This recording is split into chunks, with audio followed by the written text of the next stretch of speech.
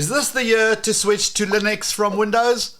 Well, it certainly seems to be that way, and ironically, it was Microsoft's ending of Windows 10 support in October 2025 that has pushed so many people to ask if Linux is an option for them. But where do you even begin? I mean, what do you need to know before making the switch to Linux, and how do you know if Linux will even work for you?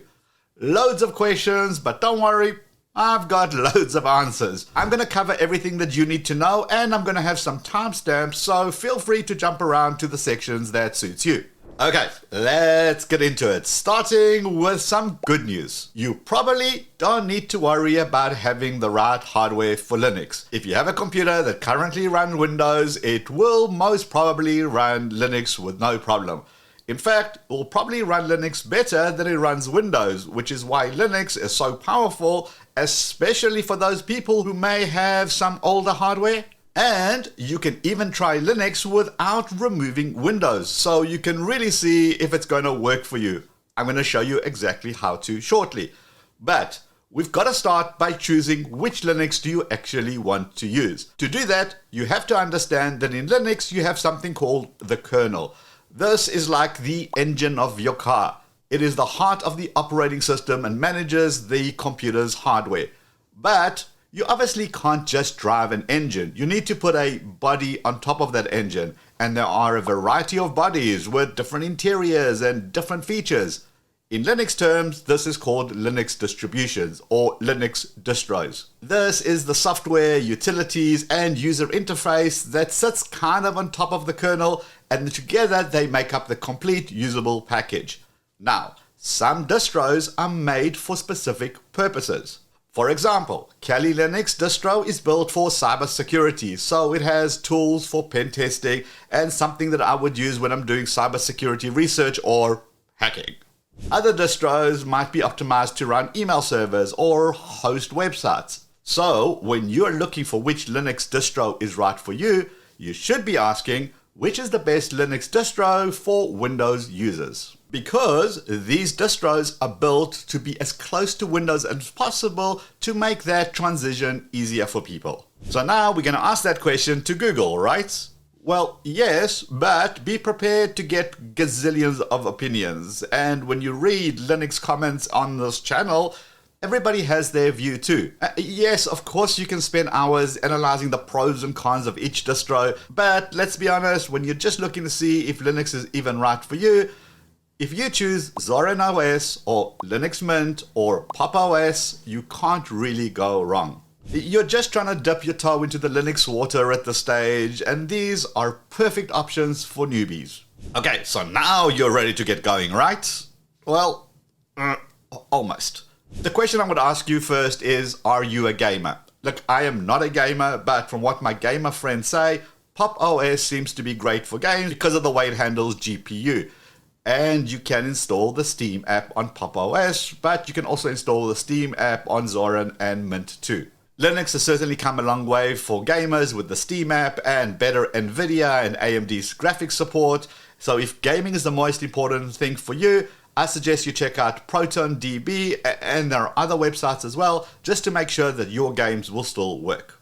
Now, for us non-gamers, the next question I would ask is, how important is Microsoft Office or Office 365 or whatever the heck it's being called these days? If you have loads of macros in your docs or your spreadsheets, or you work with a team and you collaborate on Office documents, then you're gonna have an issue. Microsoft Office generally doesn't install on Linux, and yes, you can use alternatives like LibreOffice. Those are great productivity tools and they look almost identical to what you are used to with Microsoft Office. But macros don't work without you first adapting your macros to the LibreOffice Basic. And there's going to be some formatting issues when you share docs with your non-Linux users, friends. These could be minor, these could be major, depending on how complicated the document is. So it's important that you're aware of that. Of course, you can use the online version of Word and Excel with Microsoft 365 in the same way as you can use Google Docs, because those are based online and then there are not going to be any issues with Linux. And whilst on the topic of compatibility, yes, Office has a Linux alternative, but not everything does. if you use any Windows-specific apps like QuickBooks, the accounting desktop app as an example, you can't just replace it with an alternative. Same thing goes if you work on a team and everybody's sharing projects in Adobe Premiere. You can't just use something else to work on your project. While some may technically kind of work, your team is going to hate you as it messes things up. Now, the workaround to use these Windows-only apps in Linux is to run Windows inside of Linux in a virtual environment, as long as your hardware is powerful enough to handle everything. But in my experience, if you're going to use the Windows apps daily, then you just end up spending most of your time inside the virtual environment running Windows. And if you do that, then I question whether this whole move is even worth the hassle. But again, laying out the facts, it's up to you. Okay, so now we get to the fun bit. Let's play with some Linux distros. What I highly recommend to anyone who's never touched Linux before is to try before you commit. This way you can keep Windows and quickly get a feel for the 3 Linux distros we discussed to see which is the one that connects with you the most. And it's a great way to see if you have any hardware issues too. So let's do that now by first downloading the distro's ISO file, which is basically the set of installation files. Right, let's head over to zorin.com, click on the download button, and don't get a fright when you see it. You're first going to see the Pro version. Now, the Pro version comes with a whole bunch of stuff, and it does come at a price. You're going to pay a whopping $47, not per year, full stop. So if you do want those additional features, yes, it actually is worth that money. But let's keep scrolling down. We're actually going to look at the core, which is for basic use, and that is currently free, which is pretty cool. I'm just going to scroll further down and you can see all the various options between the Pro and the core and the education one. Go through it. If you dig it, pay the $47, support these guys. Really, really cool job. All right, let's get to the downloading. So let's click on download. You can register and give an email address if you want some updates, or they give you the option to skip to download. I'm going to do that. And there's my ISO file. I'm going to save it on my computer. Okay, it's busy downloading. This thing can take time depending on your bandwidth. In the meantime, let's download linuxmint.com. And once again, you got a bunch of options to choose from, but these are all free. The Cinnamon edition is the most popular version of the Linux Mint. Okay, let me just show you the other ones just in case you want them. The XFCE edition. This is a lightweight desktop environment. It doesn't use as many features, so it's great for those maybe with some older hardware. You can probably use that. They got the Mate or Mate version as well. Let's click on the Cinnamon version. Let's click the download. You can see the installation guides, but I'm going to handle that for you, so don't worry about that. And then simply choose a place to download it from. I'm going to click on the first one, and I'm going to save the ISO file into the same folder that I saved the other one on. Finally, let's go over to pop.system76.com. Click the download. Again, a couple of options here. It does say that if you have NVIDIA graphics, you should download the ISO with proprietary NVIDIA driver pre-installed. So select the one that you want, save it, and let's carry on. Okay, now that you've downloaded the 3 ISOs from each of those distros, the next thing we want to do is get a USB flash drive. So grab one that you don't mind being deleted, and then you're going to do this. Right, you're going to go to this website, rufus.ie/in for English. You're going to scroll down until you see the download section, and then you've got a bunch of options to choose from. Typically, you're going to go for the Windows x64, and you're going to download that and install it on your computer. Once it's installed, you're going to go to your start menu, you're going to look up Rufus, and you're going to see the screen. First thing you make sure is that you're selecting the right flash drive that is plugged in. You've got to make sure you're not deleting anything you don't need to delete. Right, ignore the rest of the options for now. We don't care about them. What we do care about is the select option. And now you're going to pick the ISO that you want to install. In my case, I'm going to try Linux Mint first. And now it kind of populates all the fields that it needs. It tells you what it is. Ignore everything. And I'm just going to click on Start. Now, it's going to tell you that it's going to write the ISO as an image node, recommended. Click OK. Then you may see this message. Essentially, it just means that it needs to download some additional files. You're going to click on Yes for that. Then it's going to do a quick download of those additional files that it's missing, and it's going to say, look, I'm warning you, it's going to delete everything on that device. Make sure, again, it's the right USB, and then you're going to let it ride. Now, this does take a little bit of time. Obviously, for the sake of the video, I'm fast forwarding all of this, but once it's done, you're going to see this screen that it's ready, and then you're going to click on close. Right, now we have everything we need. What we're going to do is we're going to fire up Linux in what they call a live environment. In other words, we're going to have full access to the Linux operating system and be able to play around, but still not touching our Windows installation. What we need to do is tell our computer, look, don't boot into Windows as normal, but go look at our USB flash drive and boot off that first. It's really not that complicated to do. What you do want to do is make sure that your USB flash drive is now plugged into your computer. That's the important bit. The next thing you want to do is hold the left shift button down and click on the start in Windows and then click on restart. Do not let that shift button go until you see this screen. What you want to do is use your mouse because that still works. Unfortunately, screen recording doesn't work, so I'm kind of hand holding this. So you want to go down and you want to click on troubleshoot, and when that screen opens up, the last option is called advanced options. Click on that, and then you want to go into the firmware settings and you want to click on that. Right, then it's going to ask you to restart your computer. Click on restart, and it may take a little bit of time, but then you'll land up on a screen that looks something similar to this. Now your UEFI, I don't even know how to pronounce it. I still call it BIOS. Now, your BIOS may look different depending on your computer. Don't panic. The settings that we're going to need to change are all in there. You just have to kind of click around and find them. Right, of course, you've made sure that your USB has plugged in before you did all this, as I said. And now you're looking for the boot option screen, and you want to move the ability to boot off a USB right to the top.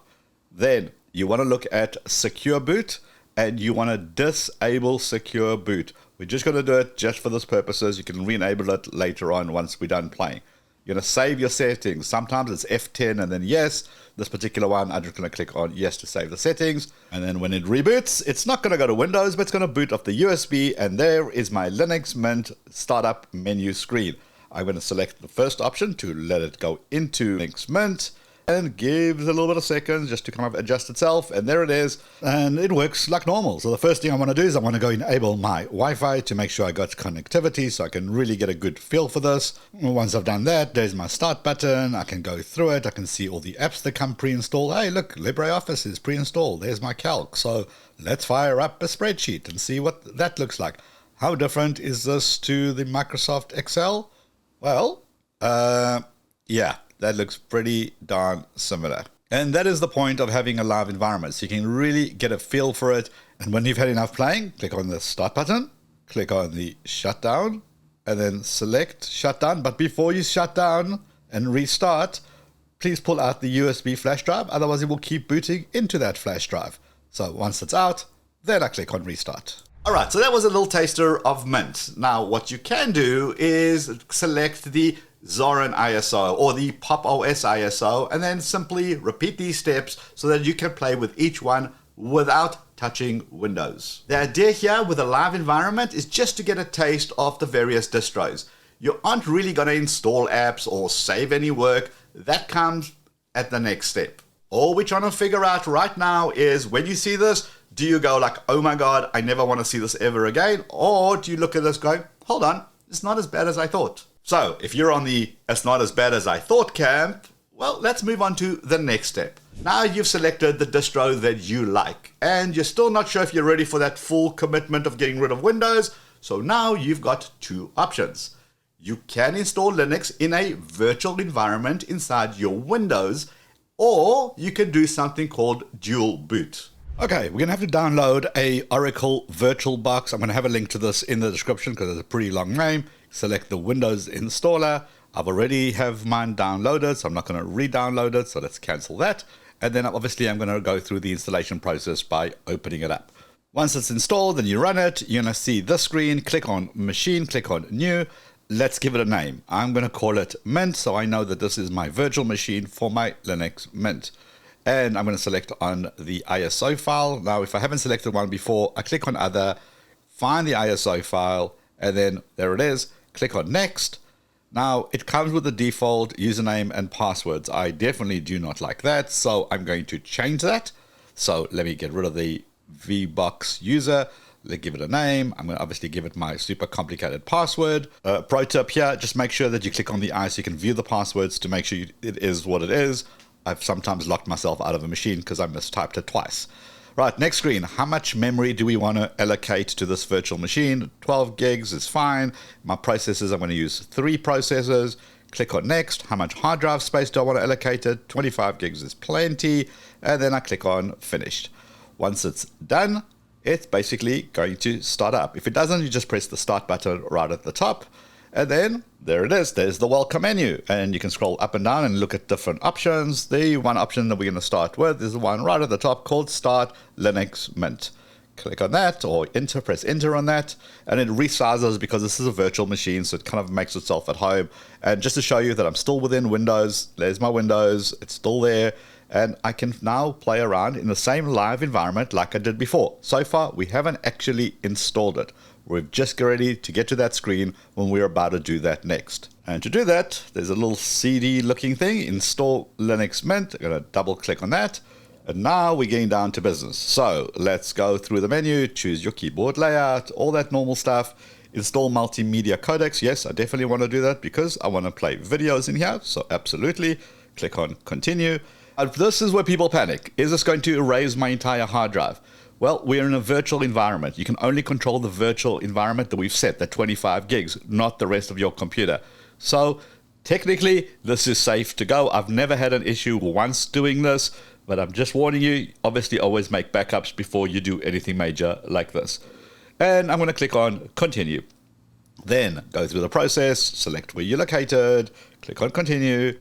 Then we want to kind of give it a name. So I'm going to call it my name and then pick a username. So let's do that.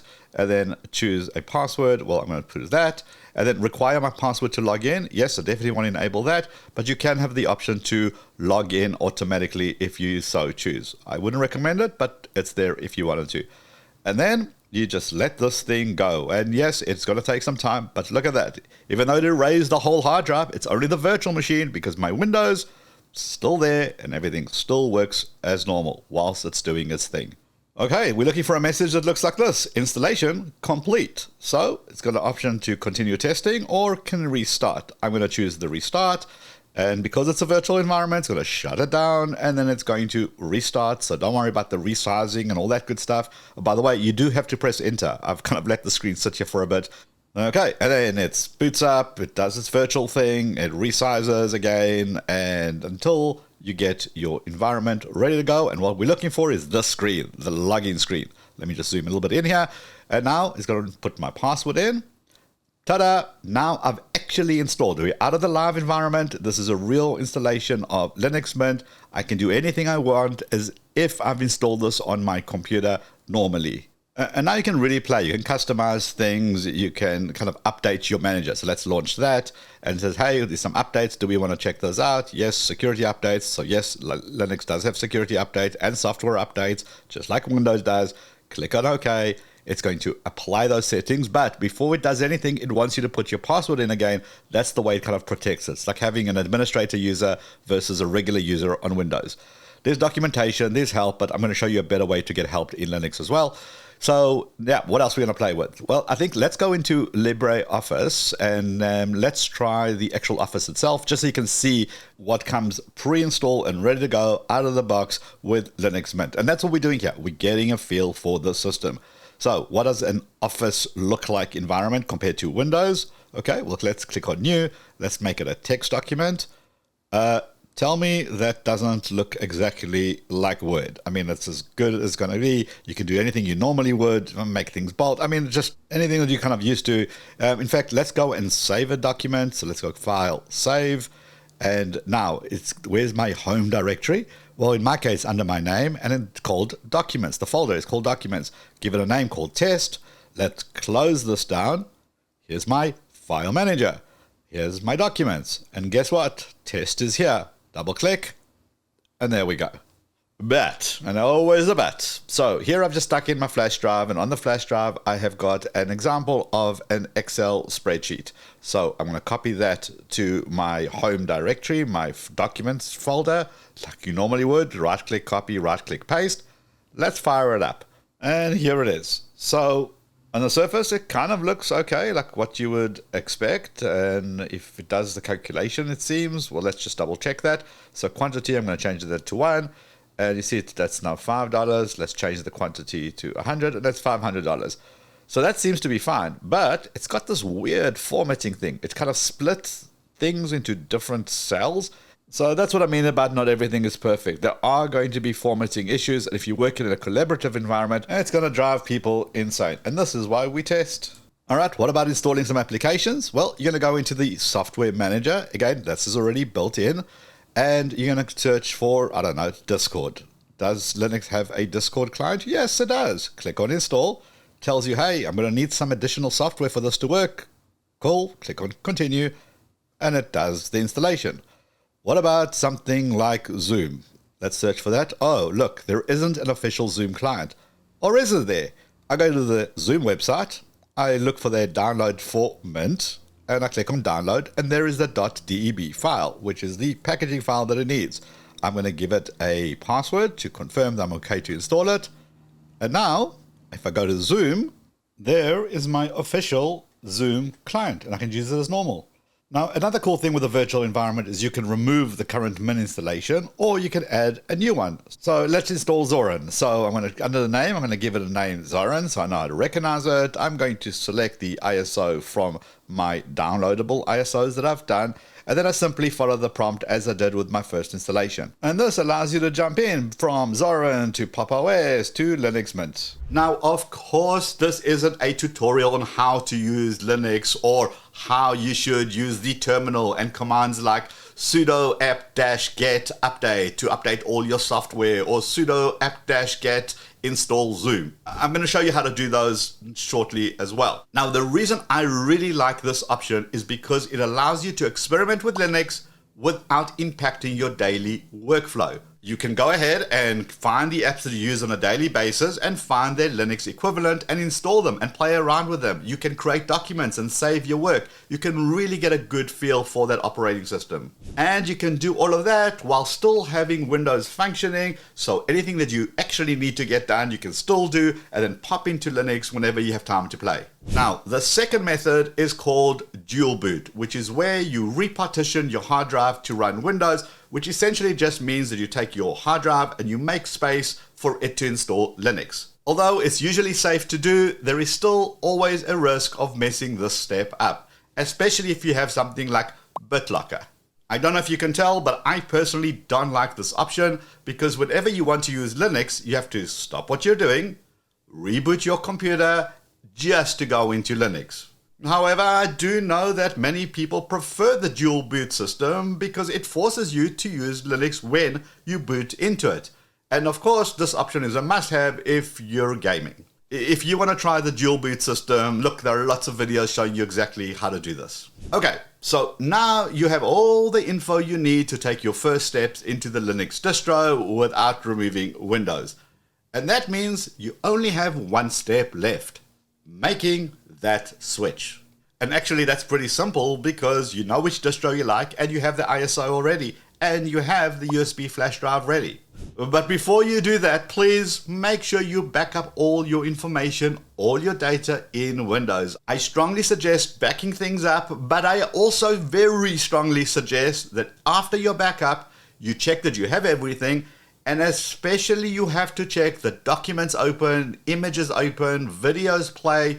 I cannot tell you how many times people have backed up their information, never tested to see if it's working, and then discovered that there was an issue and the drive is corrupt, and now their data is gone. Don't be that person. Right, now that it's backed up, it's time to do it. Plug in your USB with the right ISO for your right distro that you loved. Go back into the BIOS, make sure that it's still set to boot off your USB, and then simply follow the prompts in your distro to install, erasing your current hard drive. Hold on, before you run off to try it, some parting words if I may. Linux is not Windows. So please don't expect it to work like Windows. But we've got this. Right, I open up your favorite AI agent. I'm using Gemini in my case, and I type my question. I have Linux Mint, and I'm looking to update my apps. How do I do that? And there it is, step-by-step instruction. And the nice thing is, it gives you the option to do it via the terminal. So you start learning those commands. And what I really like about the AI is that you can ask even the simplest stuff that technically everybody should know. But this is all new to you, and it's just going to explain it to you in a way you can understand. AI is your friend, and you get all the answers you need immediately, thank goodness, without having to search through those Linux forums, because those can be super toxic. Just ask any noob who was trying to do this a couple of years ago. Now, also, zero pressure here. If you want to stick with Windows, that is totally fine too. Don't let anyone in the comments or anyone persuade you. At least now you're making an informed decisions after you played with it and decided that it was not for you. So the big question is, are you going to make the switch? Or are you at least going to try without removing your Windows? And if you're currently running Linux, we'd love to know which distro you like and why. Would love to know what you think. Leave the comments below. And if you're going to keep your Windows 10, did you know you've got these options to continue using Windows 10 after the deadline? Check that out and give the video a quick thumbs up before you head out. Hopefully this was useful to you, and I'm going to see you in this video. Let's go.